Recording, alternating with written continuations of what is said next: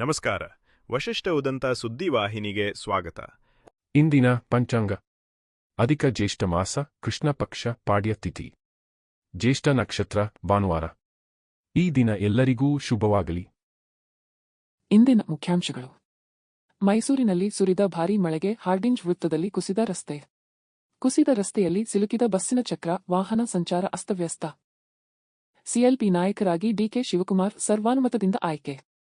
ನೂತನ CM June 3ರಂದು ಪ್ರಮಾಣ ವಚನಕ್ಕೆ ರಾಜ್ಯಪಾಲರ ಗ್ರೀನ್ ಸಿಗ್ನಲ್.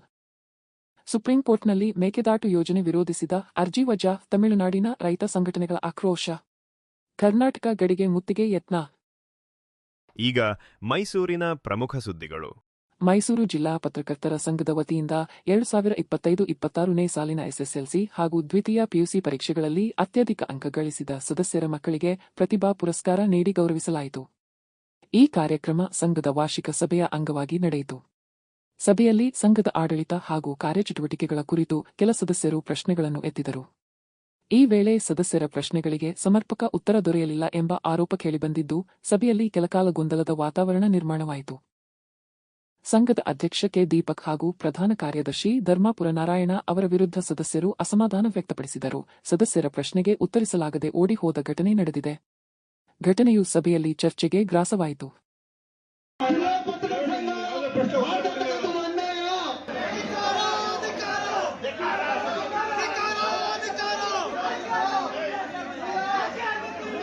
ಕಾರ್ಮಿಕ ಕಾಯ್ದೆ ಅಡಿಯಲ್ಲಿ ನೋಂದಣಿ ಮಾಡಬೇಕು ಅಂತ ಹೇಳಿ ಮಾಡಿದ್ವಿ. ನಿಮ್ಮ ಸಹಕಾರ, ನಿಮ್ಮ ಅನುಮೋದನೆ ಇದೆ ಅಂತ ಹೇಳಿ ಭಾವಿಸಿ ಮುಂದಿನ ದಿನಗಳಲ್ಲಿ ಪತ್ರಕರ್ತರು ಮತ್ತು ಪತ್ರಕರ್ತರ ಮಕ್ಕಳ ದೃಷ್ಟಿಯಿಂದ ಅದು ಆ ಕಾರ್ಮಿಕ ಕಾಯ್ದೆಯಲ್ಲಿ ಸಂಘವನ್ನು ನೋಂದಾಯಿಸುವಂತ ಕೆಲಸವನ್ನು ನಾವು ಮಾಡಿದ್ವಿ. ಈಗ ಸ್ನೇಹಿತರೆ, ಅಧ್ಯಕ್ಷರ ಅಪ್ಪಣೆ ಮೇರೆಗೆ ಇತರೆ ವಿಚಾರಗಳು ಸದಸ್ಯರಾದಂತ ಮಧುಸೂದನ್ ಅವರು ಒಂದು ಪ್ರಶ್ನೆಯನ್ನ ಕೇಳಿದ್ರು. ಏನು ಈಗ ನಿಯಮಗಳ ಬಗ್ಗೆ ಮಾತಾಡಬೇಕು ಅಂತಂದ್ರೆ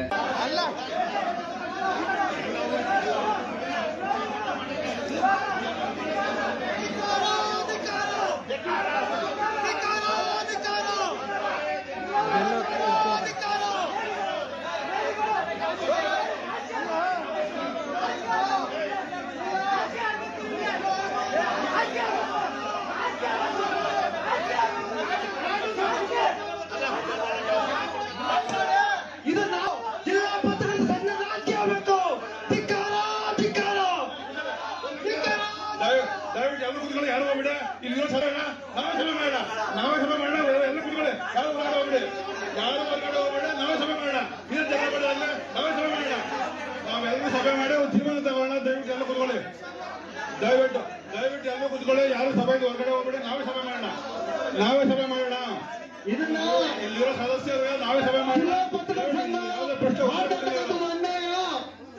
ಮೈಸೂರಿನಲ್ಲಿ ಸುರಿದ ಭಾರೀ ಮಳೆಗೆ ನಗರದ ಹಾರ್ಡಿಂಜ್ ವೃತ್ತದ ಬಳಿ ರಸ್ತೆ ಏಕಾಏಕಿ ಕುಸಿದಿದ್ದು, ವಾಹನ ಸವಾರರಲ್ಲಿ ಆತಂಕ ಮೂಡಿಸಿದೆ. ರಸ್ತೆ ಕುಸಿದ ಪರಿಣಾಮ ಸಾರ್ವಜನಿಕ ಸಾರಿಗೆ ಬಸ್ನ ಒಂದು ಚಕ್ರಗುಂಡಿಯಲ್ಲಿ ಸಿಲುಕಿಕೊಂಡ ಘಟನೆ ನಡೆದಿದೆ. ಬಸ್ನಲ್ಲಿ ಪ್ರಯಾಣಿಕರಿದ್ದರೂ ಯಾವುದೇ ಪ್ರಾಣಾಪಾಯ ಸಂಭವಿಸಿಲ್ಲ. ಸ್ಥಳಕ್ಕೆ ತಕ್ಷಣವೇ ಪೊಲೀಸರು ಹಾಗೂ ಪಾಲಿಕೆ ಅಧಿಕಾರಿಗಳು ಭೇಟಿ ನೀಡಿ ಪರಿಶೀಲನೆ ನಡೆಸಿದರು. ರಸ್ತೆ ಕುಸಿತದಿಂದ ಕೆಲಕಾಲ ವಾಹನ ಸಂಚಾರ ಅಸ್ತವ್ಯಸ್ತಗೊಂಡಿದ್ದು, ಸಂಚಾರ ದಟ್ಟಣೆ ಉಂಟಾಯಿತು. ಮಳೆಯಿಂದ ರಸ್ತೆ ಕಾಮಗಾರಿಗಳ ಗುಣಮಟ್ಟದ ಬಗ್ಗೆ ಸಾರ್ವಜನಿಕರು ಪ್ರಶ್ನೆ ಎತ್ತಿದ್ದು, ಶಾಶ್ವತ ಪರಿಹಾರಕ್ಕೆ ಕ್ರಮ ಕೈಗೊಳ್ಳುವಂತೆ ಒತ್ತಾಯಿಸಿದ್ದಾರೆ.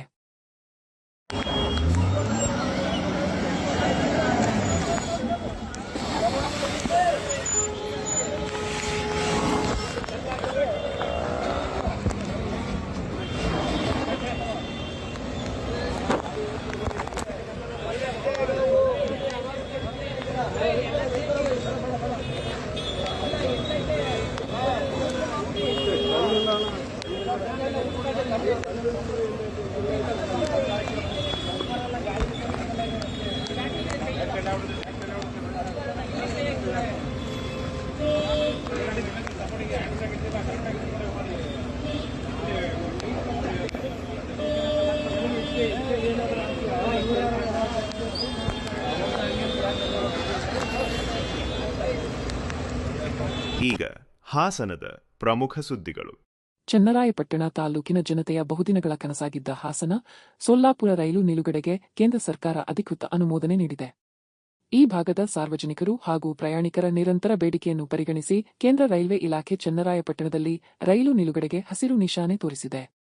ಈ ಕುರಿತು ಸಂತಸ ವ್ಯಕ್ತಪಡಿಸಿರುವ ಹಾಸನ ಲೋಕಸಭಾ ಕ್ಷೇತ್ರದ ಸಂಸದ ಶ್ರೇಯಸ್ ಪಟೇಲ್, ಜನರ ದೀರ್ಘಕಾಲದ ಬೇಡಿಕೆ ಈಡೇರಿಸಿರುವ ಕೇಂದ್ರ ರೈಲ್ವೆ ಸಚಿವ ಅಶ್ವಿನಿ ವೈಷ್ಣವ್ ಹಾಗೂ ರಾಜ್ಯ ರೈಲ್ವೆ ಖಾತೆ ರಾಜ್ಯ ಸಚಿವ ವಿ ಸೋಮಣ್ಣ ಅವರಿಗೆ ಅಭಿನಂದನೆ ಸಲ್ಲಿಸಿದ್ದಾರೆ.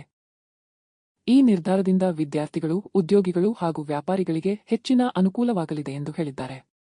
ರೈಲು ನಿಲುಗಡೆ ಅನುಮೋದನೆ ಹಿನ್ನೆಲೆಯಲ್ಲಿ ನಾಳೆ ಸಂಜೆ ಚನ್ನರಾಯಪಟ್ಟಣ ರೈಲ್ವೆ ನಿಲ್ದಾಣದಲ್ಲಿ ಸಾರ್ವಜನಿಕರ ವತಿಯಿಂದ ಸಂಭ್ರಮಾಚರಣೆ ಹಮ್ಮಿಕೊಳ್ಳಲಾಗಿದೆ.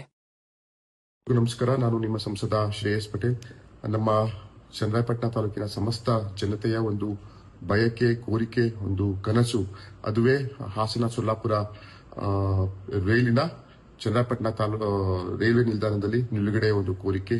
ಈ ಒಂದು ಮನವಿಯನ್ನ ಕೇಂದ್ರ ರೈಲ್ವೆ ಸಚಿವರಾದಂತಹ ಅಶ್ವಿನಿ ವೈಷ್ಣವ್ ಸರ್ ಅವರಿಗೆ ಹಾಗೂ ಕೇಂದ್ರ ರಾಜ್ಯ ಖಾತೆಯ ಸಚಿವರಾದ ವಿ ಸೋಮಣ್ಣ ಸರ್ ಅವರಿಗೆ ಸುಮಾರು ಜುಲೈ 2020-25ರಲ್ಲಿ ಮನವಿಯನ್ನ ಮಾಡಿದ್ದೆ. ಅದಾದ ನಂತರ ಕಾರ್ಯಸಾಧ್ಯತೆಯನ್ನು ಪರಿಶೀಲಿಸಿ ಕ್ರಮ ಕೈಗೊಳ್ಳುವುದಾಗಿ ನನಗೆ ಕೇಂದ್ರ ಸಚಿವರು ಪತ್ರವನ್ನ ಬರೀತಾರೆ. ಅದಾದ ನಂತರ ಡಿಸೆಂಬರ್ 2020-25ರಂದು ಇದಕ್ಕೆ ಮಂಜೂರಾತಿಯನ್ನ ಕೇಂದ್ರ ಸಚಿವರು ಕೊಡ್ತಾರೆ. ಅದಾದ ನಂತರ ಇಲ್ಲಿಯವರೆಗೂ ಏನು ರೈಲ್ವೆ ನಿಲುಗಡೆ ಆಗಿರಲಿಲ್ಲ. DRM ನಮ್ಮ ಸೌತ್ ವೆಸ್ಟರ್ನ್ ರೈಲ್ವೆ ಅವರಿಗೆ ಒಂದು ಪತ್ರವನ್ನು ಬರೆದಾದ ನಂತರ ನಾಳೆ ರೈಲ್ವೆ ಖಾತೆಯ ರಾಜ್ಯ ಸಚಿವರಂತಹ ವಿ ಸೋಮಣ್ಣ ಸರ್ ಅವರು ಚನ್ನರಾಯಪಟ್ಟಣ ರೈಲ್ವೆ ನಿಲ್ದಾಣದಲ್ಲಿ ಸಂಜೆ ಸುಮಾರು 4 ಗಂಟೆಗೆ ಉದ್ಘಾಟನೆ ಕಾರ್ಯಕ್ರಮವನ್ನು ನೆರವೇರಿಸಿದ್ದು ಸಮಸ್ತ ಜನರಿಗೆ ಮನವಿಯನ್ನ ಮಾಡಿದರೆ ಈ ಒಂದು ಕಾರ್ಯಕ್ರಮಕ್ಕೆ ಬಂದು ಯಶಸ್ವಿಗೊಳಿಸಲಿ. ಜೊತೆಗೆ ಈ ಒಂದು ಹಾಸನ ಸೊಲ್ಲಾಪುರ ರೈಲು ನಿಲುಗಡೆಯಿಂದ ಬೆಂಗಳೂರಿಗೆ ಹೋಗುವಂತಹ ಸಾರ್ವಜನಿಕರಿಗೆ ಹಾಗೂ ಮಂತ್ರಾಲಯಕ್ಕೆ ಹೋಗುವಂತಹ ಭಕ್ತಾದಿಗಳಿಗೆ ಅತ್ಯಂತ ಉಪಯೋಗವಾದಂತಹ ಒಂದು ಸುದ್ದಿ. ಈ ನನ್ನ ಮನವಿಯನ್ನು ಪುರಸ್ಕರಿಸಿ ಮಂಜೂರು ಮಾಡಿಕೊಟ್ಟಂತಹ ಕೇಂದ್ರ ಸಚಿವರಂತಹ ಅಶ್ವಿನಿ ವೈಷ್ಣವ್ ಸರ್ಗೆ, ರಾಜ್ಯ ಖಾತೆಯ ರೈಲ್ವೆ ಸಚಿವರಂತಹ ವಿ ಸೋಮಣ್ಣ ಸರ್ ಅವರಿಗೆ ನನ್ನ ಕೃತಜ್ಞತೆಯನ್ನು ಸಲ್ಲಿಸ್ತಾ ಈ ಒಂದು ಕಾರ್ಯಕ್ರಮಕ್ಕೆ ಯಶಸ್ವಿಗೊಳಿಸಿ ಈ ಒಂದು ರೈಲು ನಿಲುಗಡೆಯನ್ನ ತಾವು ಸಮಸ್ತ ಚನ್ನರಾಯಪಟ್ಟಣ ತಾಲೂಕಿನ ಜನತೆ ಸದುಪಯೋಗಪಡಿಸಿಕೊಳ್ಳಬೇಕು ಅಂತ ನಾನು ಮನವಿಯನ್ನು ಮಾಡ್ತೇನೆ. ಎಲ್ರಿಗೂ ನಮಸ್ಕಾರ. ಮಾಸಿಕ ಕನಿಷ್ಠ 36,000 ರೂಪಾಯಿ ವೇತನ ನಿಗದಿ ಮಾಡಬೇಕು ಎಂದು ಆಗ್ರಹಿಸಿ ಸಿಐಟಿಯು ನೇತೃತ್ವದಲ್ಲಿ ಹಾಸನದಲ್ಲಿ ಕಾರ್ಮಿಕರು ಪ್ರತಿಭಟನೆ ನಡೆಸಿದರು. ನಗರದ ಪ್ರಮುಖ ರಸ್ತೆಗಳಲ್ಲಿ ಮೆರವಣಿಗೆ ನಡೆಸಿದ ಪ್ರತಿಭಟನಾಕಾರರು ಕೇಂದ್ರ ಹಾಗೂ ರಾಜ್ಯ ಸರ್ಕಾರಗಳ ವಿರುದ್ಧ ಘೋಷಣೆಗಳನ್ನು ಕೂಗಿ ಆಕ್ರೋಶ ವ್ಯಕ್ತಪಡಿಸಿದರು. ದಿನದಿಂದ ದಿನಕ್ಕೆ ಏರುತ್ತಿರುವ ಬೆಲೆ ಏರಿಕೆ, ಜೀವನ ನಿರ್ವಹಣೆಯ ಹೆಚ್ಚುತ್ತಿರುವ ವೆಚ್ಚ ಮತ್ತು ಕಾರ್ಮಿಕರ ಸಂಕಷ್ಟಗಳನ್ನು ಗಮನಿಸಿ ಕನಿಷ್ಠ ವೇತನವನ್ನು ಹೆಚ್ಚಿಸಬೇಕು ಎಂದು ಒತ್ತಾಯಿಸಿದರು. ಜೊತೆಗೆ ಕಾರ್ಮಿಕರ ಸಾಮಾಜಿಕ ಭದ್ರತೆ, ಪಿಂಚಣಿ ಸೌಲಭ್ಯ ಹಾಗೂ ಉದ್ಯೋಗ ಭದ್ರತೆಯನ್ನು ಖಾತ್ರಿಪಡಿಸುವಂತೆ ಸರ್ಕಾರವನ್ನು ಆಗ್ರಹಿಸಿದರು. ಪ್ರತಿಭಟನೆಯ ಬಳಿಕ ಅಧಿಕಾರಿಗಳ ಮೂಲಕ ಸರ್ಕಾರಕ್ಕೆ ಮನವಿ ಸಲ್ಲಿಸಲಾಯಿತು.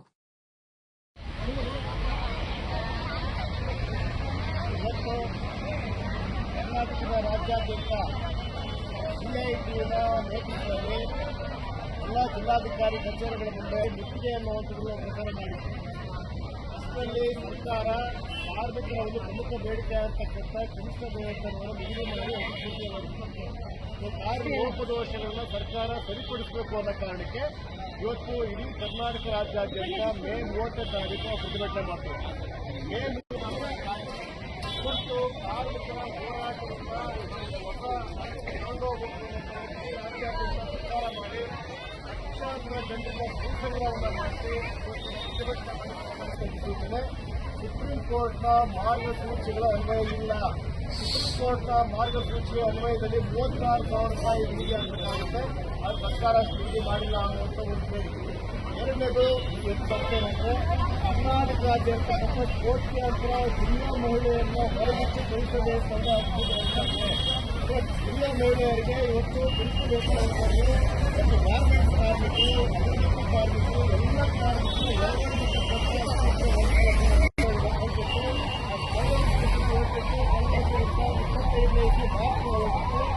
ಮಾರ್ಚಿಂದಲೇ ಇದು ಅನ್ವಯ ಆಗಬೇಕು.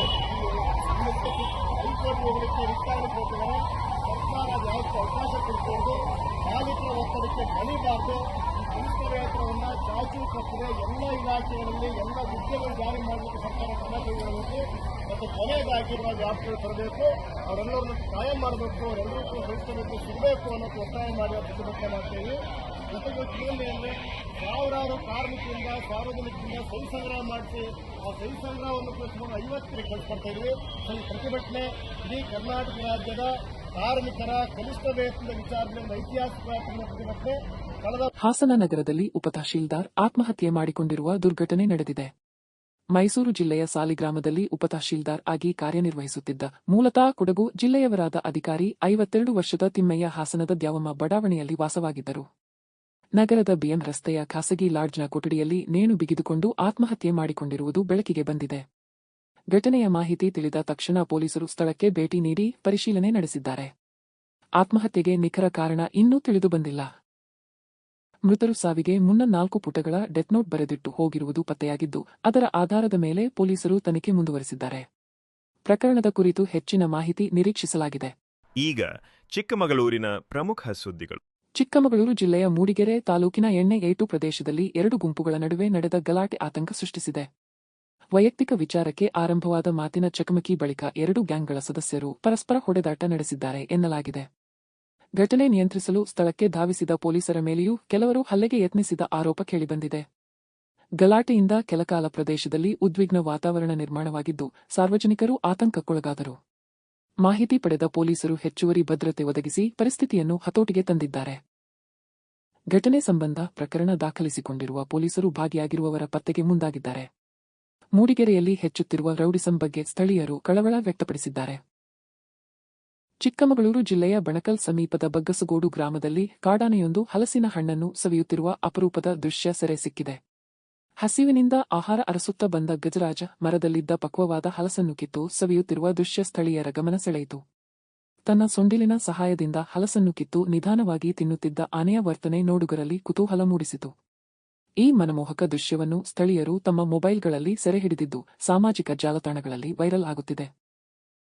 ಮಲೆನಾಡು ಭಾಗದಲ್ಲಿ ಕಾಡಾನೆಗಳ ಸಂಚಾರ ಹೆಚ್ಚಾಗಿರುವ ನಡುವೆಯೇ ಪ್ರಕೃತಿಯ ಮಡಿಲಿನಲ್ಲಿ ಆಹಾರ ಸವಿಯುತ್ತಿರುವ ಗಜರಾಜನ ಸೊಬಗು ಜನರ ಮೆಚ್ಚುಗೆಗೆ ಪಾತ್ರವಾಗಿದೆ. ಈಗ ರಾಜ್ಯ ಮತ್ತು ರಾಷ್ಟ್ರೀಯ ಸುದ್ದಿಗಳು.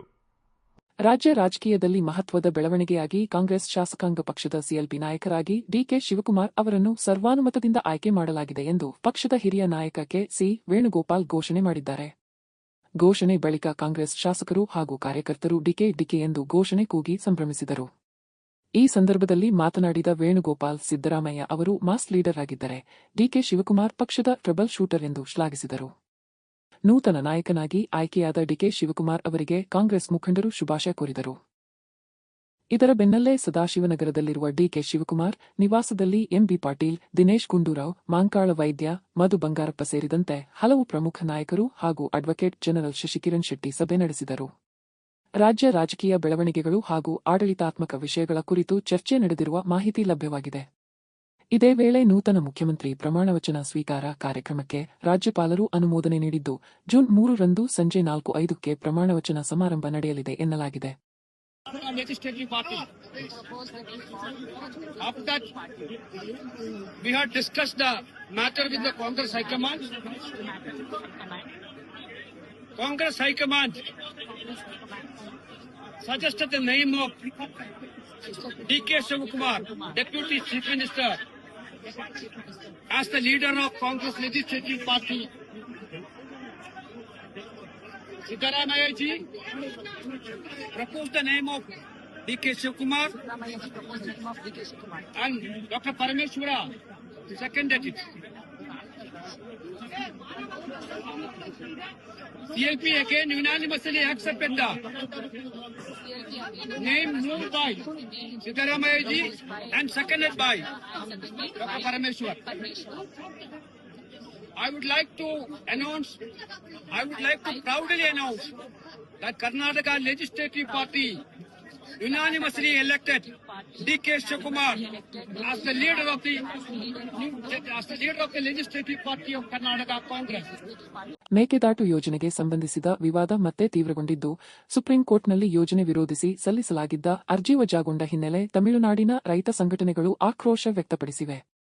ಪ್ರತಿಭಟನೆಯ ಭಾಗವಾಗಿ ಅತ್ತಿಬೆಲೆ ಗಡಿ ಮೂಲಕ ಕರ್ನಾಟಕ ಪ್ರವೇಶಿಸಲು ಕೆಲ ಸಂಘಟನೆಗಳ ಕಾರ್ಯಕರ್ತರು ಯತ್ನಿಸಿದರೆಂದು ತಿಳಿದುಬಂದಿದೆ. ಈ ಹಿನ್ನೆಲೆಯಲ್ಲಿ ಗಡಿ ಪ್ರದೇಶದಲ್ಲಿ ಬಿಗಿ ಪೊಲೀಸ್ ಬಂದೋಬಸ್ತ್ ಏರ್ಪಡಿಸಲಾಗಿದ್ದು, ಯಾವುದೇ ಅಹಿತಕರ ಘಟನೆ ನಡೆಯದಂತೆ ಅಧಿಕಾರಿಗಳು ಮುನ್ನೆಚ್ಚರಿಕೆ ಕ್ರಮ ಕೈಗೊಂಡಿದ್ದಾರೆ. ಮೇಕೆದಾಟು ಅಣೆಕಟ್ಟು ನಿರ್ಮಾಣದಿಂದ ತಮಿಳುನಾಡಿಗೆ ನೀರಿನ ಹರಿವು ಕಡಿಮೆಯಾಗಲಿದೆ ಎಂಬುದು ಪ್ರತಿಭಟನಾಕಾರರ ವಾದವಾಗಿದೆ. ಪರಿಸ್ಥಿತಿಯ ಮೇಲೆ ಪೊಲೀಸರು ಹಾಗೂ ಜಿಲ್ಲಾಡಳಿತ ನಿಗಾ ವಹಿಸಿದ್ದು ಗಡಿಭಾಗದಲ್ಲಿ ಉದ್ವಿಗ್ನ ವಾತಾವರಣ ನಿರ್ಮಾಣವಾಗಿದೆ.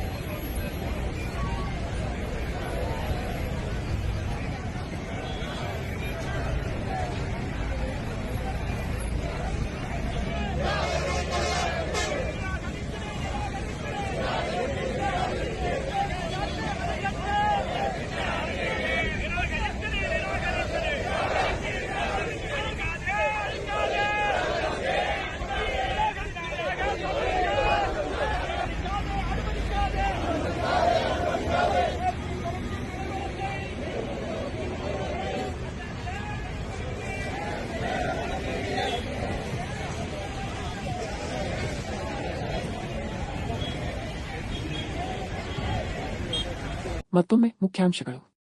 ಮೈಸೂರಿನಲ್ಲಿ ಸುರಿದ ಭಾರೀ ಮಳೆಗೆ ಹಾರ್ಡಿಂಜ್ ವೃತ್ತದಲ್ಲಿ ಕುಸಿದ ರಸ್ತೆಯಲ್ಲಿ ಸಿಲುಕಿದ ಬಸ್ಸಿನ ಚಕ್ರ, ವಾಹನ ಸಂಚಾರ ಅಸ್ತವ್ಯಸ್ತ. ಸಿಎಲ್ಪಿ ನಾಯಕರಾಗಿ ಡಿಕೆ ಶಿವಕುಮಾರ್ ಸರ್ವಾನುಮತದಿಂದ ಆಯ್ಕೆ. ನೂತನ ಸಿಎಂ ಜೂನ್ 3ರಂದು ಪ್ರಮಾಣ ವಚನಕ್ಕೆ ರಾಜ್ಯಪಾಲರ ಗ್ರೀನ್ ಸಿಗ್ನಲ್. ಸುಪ್ರೀಂ ಕೋರ್ಟ್ನಲ್ಲಿ ಮೇಕೆದಾಟು ಯೋಜನೆ ವಿರೋಧಿಸಿದ ಅರ್ಜಿ ವಜಾ, ತಮಿಳುನಾಡಿನ ರೈತ ಸಂಘಟನೆಗಳ ಆಕ್ರೋಶ. ಕರ್ನಾಟಕ ಗಡಿಗೆ ಮುತ್ತಿಗೆ ಯತ್ನ. ಇಲ್ಲಿಗೆ ಇಂದಿನ ವಾರ್ತಾ ಪ್ರಸಾರ ಮುಕ್ತಾಯವಾಯಿತು. ಧನ್ಯವಾದಗಳು. ಈ ದಿನ ಎಲ್ಲರಿಗೂ ಶುಭವಾಗಲಿ.